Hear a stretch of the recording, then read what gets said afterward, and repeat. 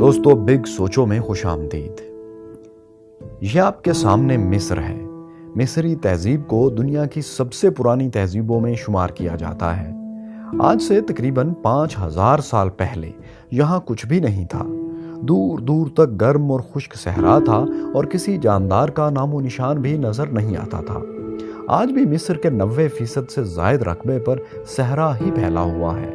لیکن دوستو، تاریخ میں ایسا دور بھی آیا تھا جب مصر میں ہر طرف زندگی کے رنگ بکھرے ہوئے تھے، چاروں طرف ہریالی تھی اور چرند پرند کی بہار تھی، پانی بھی وافر تھا۔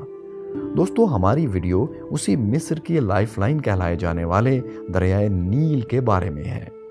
یہ دریا مصر کے لیے ایک لائف لائن کی حیثیت کیوں رکھتا ہے، اس بات کا اندازہ اس سے لگائیں کہ اگر یہ دریا نہ ہوتا تو مصر کا نام و نشان نہ ہوتا، اور اگر آج بھی فرض کریں کہ اس دریا کا رخ تبدیل کر دیا جائے تو مصر کی سرزمین پر انسانوں کا وجود خطرے میں پڑ جائے گا۔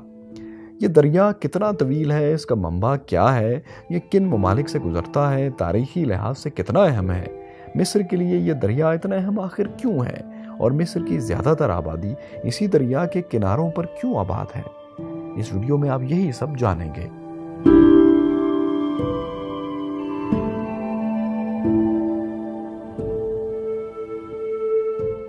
دوستو، نیل یونانی لفظ نیلوس سے نکلا ہے، جس کے معنی وادی کے ہیں۔ یہ دنیا کا سب سے طویل دریا ہے۔ اس کی لمبائی 6695 کلومیٹر ہے۔ یہ براعظم افریقہ میں بہتا ہے اور کل 11 ممالک میں سے گزرتا ہوا بحیرہ روم میں گر جاتا ہے۔ دوستو، دریائے نیل دراصل 3 دریاؤں کے ملاپ سے بنا ہے۔ ایک کو نیل ابیض یعنی وائٹ نیل کہا جاتا ہے، دوسرے کو نیل ازرق یعنی بلو نیل کہا جاتا ہے، جبکہ تیسرے کو پانی کا لیول کم ہونے کے باعث اہمیت نہیں دی جاتی۔ وائٹ نیل مشرقی افریقہ کے ایک ملک روانڈا سے نکلتا ہے، جبکہ بلو نیل ایتھوپیا کی جھیل ٹانا سے نکلتا ہے۔ سوڈان کے شہر خرطوم میں ان دونوں دریاؤں کے ملنے سے ایک نیا دریا بن جاتا ہے، جسے ہم دریائے نیل کے نام سے جانتے ہیں۔ دوستو، دریائے نیل کل 11 ممالک سے گزرتا ہے۔ ان میں تنزانیہ، برونڈی، روانڈا، کینیا، جمہوریہ Congo, Uganda, Ethiopia, Eritrea, Sudan اور مصر شامل ہیں۔ اس کے بعد یہ دریا بحیرہ روم میں گر جاتا ہے۔ دوستو، یہ دنیا کے ان چند دریاؤں میں سے ایک ہے جو جنوب سے شمال، ساؤتھ سے نارتھ کی سمت میں بہتے ہیں۔ 1971 میں مصر میں اس دریا پر ایک ڈیم تعمیر کیا گیا جس کا نام اسوان ہائی ڈیم ہے۔ اس کا شمار دنیا کے سب سے بڑے ڈیمز میں ہوتا ہے۔ اس ڈیم سے آبپاشی کے لیے نہریں نکالی گئی ہیں اور اس سے بجلی بھی پیدا کی جاتی ہے۔ اس کی وجہ سے ایک جھیل بھی تشکیل پائی جسے جھیل ناصر کہا جاتا ہے۔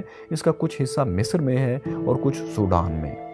اس ڈیم کے بن جانے کی وجہ سے دریا کی وہ زرخیز مٹی جس سے صحرا کا بہت سا علاقہ زرخیز ہو جاتا تھا، کھیتی باڑی کے قابل ہو جاتا تھا، وہ اس قابل نہیں رہا اور یہ سارا زرخیز پانی، زرخیز مٹی لیے ناصر جھیل میں جمع ہونے لگا۔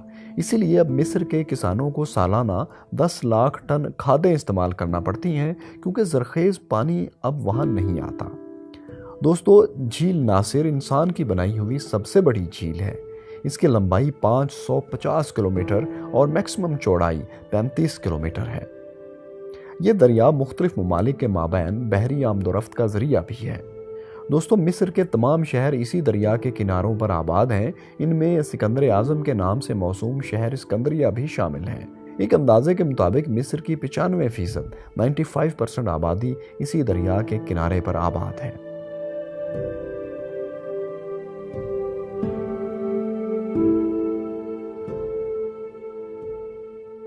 دوستو، سائنسدانوں کی تحقیق کے مطابق دریائے نیل 3 کروڑ سال پرانا ہے۔ کہا جاتا ہے کہ مقامی لوگوں نے آج سے تقریباً 3000 سال قبل از مسیح صحرائے اعظم یعنی سہارا ڈیزرٹ کی وسعت گیری کے بعد اس دریا کے کنارے آباد ہونا شروع کیا۔ چونکہ یہ سارا علاقہ صحرا تھا، لہٰذا یہ دریا ہی اس علاقے میں پانی کا واحد ذریعہ تھا۔ ہر سال اس دریا میں سیلاب آتا تھا اور سیلابی پانی آس پاس کی زمین کو بھی سیراب کر دیتا تھا۔ یہ سیلاب اس علاقے کے لیے بہت اہم تھا، کیونکہ اس طرح یہ دریا حبشہ کے میدانوں سے اپنے ساتھ زرخیز مٹی لاتا تھا، جس نے آس پاس کی صحرائی زمین کو کھیتی باڑی کے قابل بنا دیا تھا۔ اس طرح مصر کی سرزمین زرخیز ہوتی چلی گئی اور کپاس، گندم اور کئی ایک پھلوں اور سبزیوں کی کاشت ممکن ہو گئی۔ پھر آہستہ آہستہ لوگوں نے اپنے سال کو اسی دریا کے مطابق ڈھال لیا اور اس طرح دنیا کا پہلا کیلنڈر وجود میں آیا۔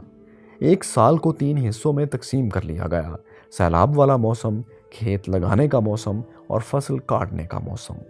مصریوں کے اس دریا پر انحصار کا اندازہ اس بات سے لگائیں کہ انہوں نے سیلابی پانی کا لیول ماپنے کے لیے ایک آلہ بھی ایجاد کر لیا تھا۔ لیول جتنا زیادہ ہوتا، فصل اچھی ہونے کے امکانات اتنے ہی زیادہ ہوتے تھے۔ دریائی مٹی کی مدد سے یہ لوگ اینٹیں بھی بنانا شروع ہو گئے۔ مصر کو دریائے نیل کا تحفہ بھی کہا جاتا ہے کیونکہ یہاں زندگی کا تمام دار و مدار اسی دریا پر ہے۔ اہرام مصر کی تعمیر میں بھی دریائے نیل نے اہم کردار ادا کیا تھا۔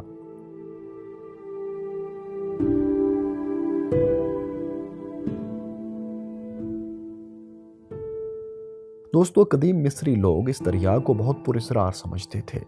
ہر سال گرمیوں میں اس دریا میں سیلاب آ جاتا اور مصری لوگ اس بات سے کافی خوفزدہ تھے کہ آخر ہر سال اپنے مخصوص وقت پر اس دریا میں اتنا زیادہ پانی کہاں سے آ جاتا ہے۔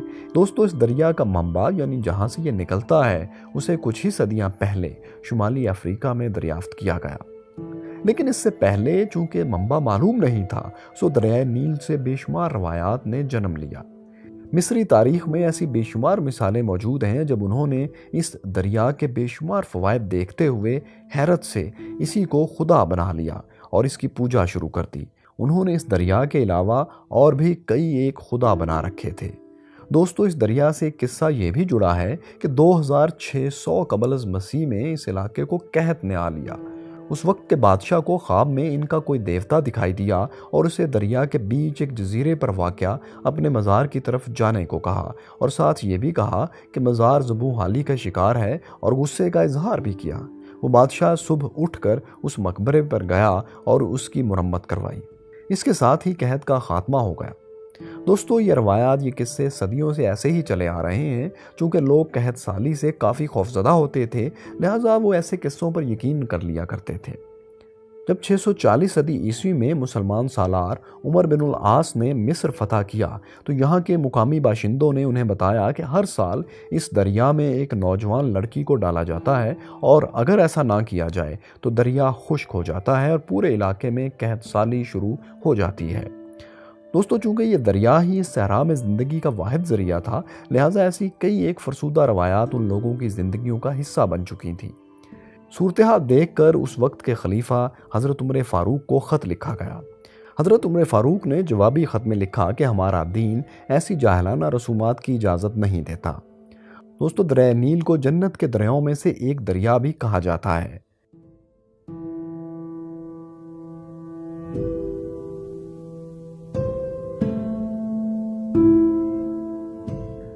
دریائے نیل ان چند دریاؤں میں سے ایک ہے جن کا ذکر قرآن مجید میں بھی آیا ہے۔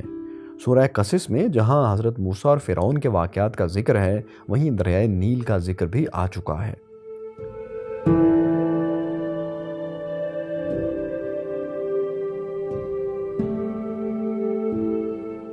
دوستو، جہاں پوری دنیا ہی کلائمیٹ چینج کا شکار ہے وہیں بدلتے موسموں نے دریائے نیل کو بھی اپنے اثر میں لے لیا ہے۔ اب دریائے نیل مسلسل اتار چڑھاؤ کا شکار رہتا ہے۔ کبھی تو دریا میں بے انتہا پانی ہوتا ہے اور کبھی پانی کا لیول بہت کم ہو جاتا ہے۔ 2016 میں دریائے نیل میں اتنا سیلاب آیا کہ مصر کی اکانومی کو شدید دھچکا لگا اور 26 افراد جان سے بھی چلے گئے۔ ایتھوپیا نے 2011 میں اپنے شمالی پہاڑی علاقوں میں ڈیم کی تعمیر شروع کی تھی۔ آج بھی اس پر کام جاری ہے اور اگر اس ڈیم کی تعمیر مکمل ہو جائے تو یہ افریقہ کا پن بجلی بنانے کا سب سے بڑا مرکز بن جائے گا۔ مصر نے اس ڈیم کی مخالفت کی ہے کیونکہ اس سے جو پانی مصر تک پہنچتا ہے اس میں کافی حد تک کمی واقع ہو جائے گی اور چونکہ مصر کا تمام تر دار و مدار نیل کے پانی پر ہے لہٰذا مصر کے لیے یہ ڈیم ایک خطرے کی گھنٹی ہے۔ اس بارے میں ابھی تک بحث جاری ہے، کوئی نتیجہ نہیں نکل پایا۔ اس کے علاوہ جنوبی سوڈان نے بھی دریائے نیل پر ڈیم بنانے کا اعلان کیا ہے۔ دوستو، دریائے نیل قدیم ترین مصری تہذیب کا مرکز ہے۔ یہ بات سائنسی طور پر بھی ثابت ہوتی ہے اور اہرام مصر اس کا سب سے بڑا ثبوت ہے۔ اسی لیے دریائے نیل کو تاریخی طور پر بہت اہمیت حاصل ہے۔ دوستو، نیل ہی کی طرح انسانی تہذیبوں کا اولین گڑھ دریائے سندھ ہے۔ اس بارے میں ہماری یہ ویڈیو ضرور دیکھیے گا اور یہ ویڈیو کیسی لگی اس پر کمنٹ بھی ضرور کیجیے۔ شکریہ.